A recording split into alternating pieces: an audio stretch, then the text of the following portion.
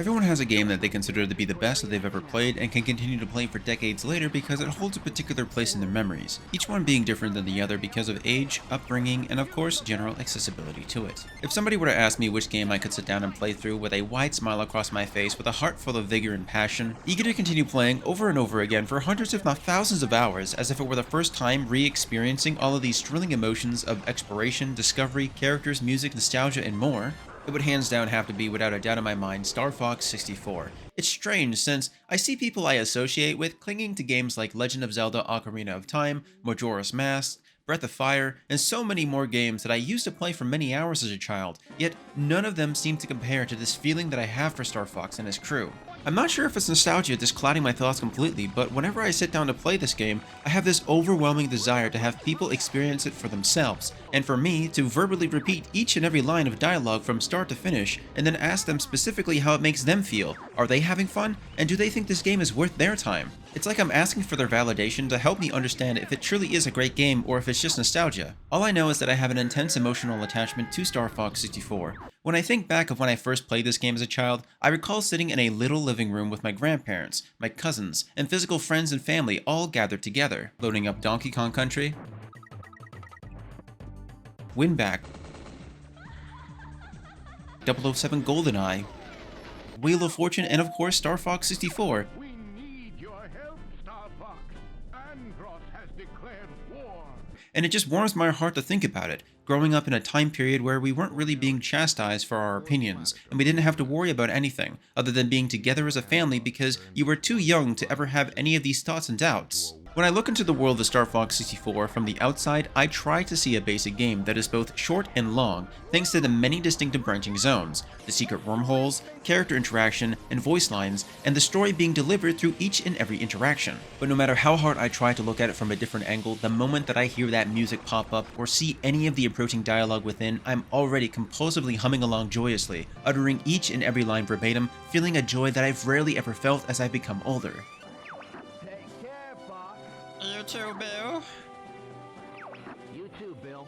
Star Fox 64 aged like the finest wine that you can buy that you'll never be able to afford, but you do work to make it possible. There's a certain allure to seeing such retro visuals in games today, because most video games are so focused on the idea that there must be something visually happening every 4 to 5 seconds to satisfy the average brain-rot social media doom scroller who's just not going to pay attention. But when you sit down and think about all of these classic games, not just Star Fox 64, you realize that while there were many bad games back then, the main consensus was that they were built around fun and replayability, especially after Nintendo stood on the pedestal and elevated gaming to a higher degree of excellence with their seal of approval. While many others milked you with low-quality cash grabs, such as with the recent significant increase in live service games that cost over $100 that you don't actually own or can even play once they shut the servers off, if you want to play a game like this, it's right here for you to play and enjoy whenever you want. I remember going to GameStop very early in the morning, waiting in line with all the other older kids and younger adults, all eager to get their hands on the next big thing that would set them up for hundreds if not thousands of hours. No influencers, no clout chasers. Like you would just go down, ask the clerk what new game that they thought was a banger, and then pick it out. And then you would be hooked for the next 2 months on a solo game that did often have co-op, but could always be played solo long term. There have been numerous games that have attempted to imitate the feelings and sensations that you would experience while playing Star Fox 64. This could be terrible games like First Squadron, or fantastic attempts like with Ex-Zodiac.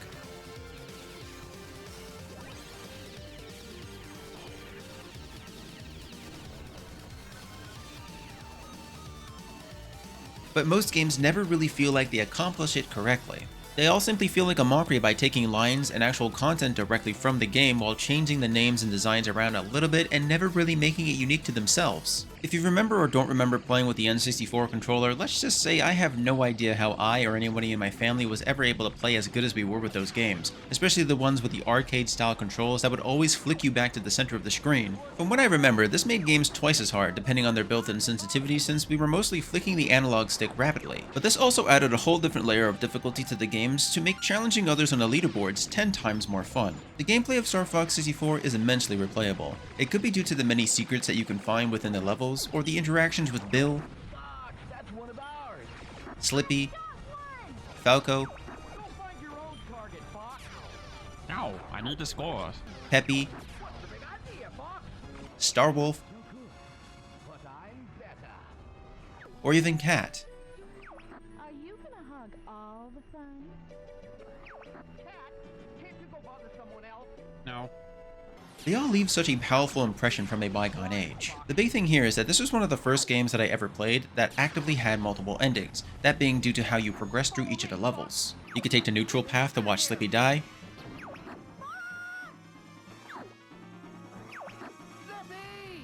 or take the secret long paths and shortcuts through the wormholes, skipping through whole levels like Aqua's, which was always my least favorite, even if it did have you skipping over the cutscene, who was one of my favorite hidden characters that I never really saw until recent years until I continued to get better at getting higher scores for each of the planets. The sensations that envelop you after getting a back-to-back-to-back perfect run is unmatched.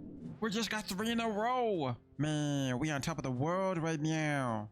It really does motivate you to want to play even better the next time to get that full run of badges, and I could even see myself getting in the speedrun categories with this game alone, which says something considering I've never really been interested in speedruns. Yet at times I've seen myself capable of taking out Starwolf and his team along with many of the other bosses throughout the game in mere seconds, while other times it's taking many minutes, which left me with an overwhelming feeling of accomplishment. Obviously I'm pretty much in favor of Starfox 64 more than your average gamer, brought up due to nostalgia that has a firm grip of my senses. So I can't say this is a perfect game without sounding extremely biased, though it's definitely one of the first games that I would ever recommend to anybody looking to pick up any retro games through emulation or even collections when asked. It's just so unfortunate that over time Nintendo decided to kind of push Starfox aside and tarnish his image forever with things like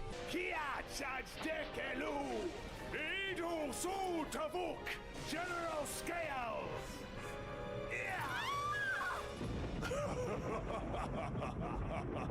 though I did still think it was decent. Nintendo was always more in favor of Mario, Zelda, Kirby, and Donkey Kong. If there was ever a game that I would actively pay an absorbent amount of money to get a revival for, Starfox 64 would be the game. And no, I don't count the 3D remake as a revival. That game was just terrible. But the fact that we've been seeing a ton of remasters for a lot of classics lately like Suikoden, Tales of Ceres, and many more, maybe one day we'll get a successor for it. But until then, I'll still happily be engaged with a classic game such as this because it leaves me feeling happy and calm no matter how I was feeling prior to loading it up.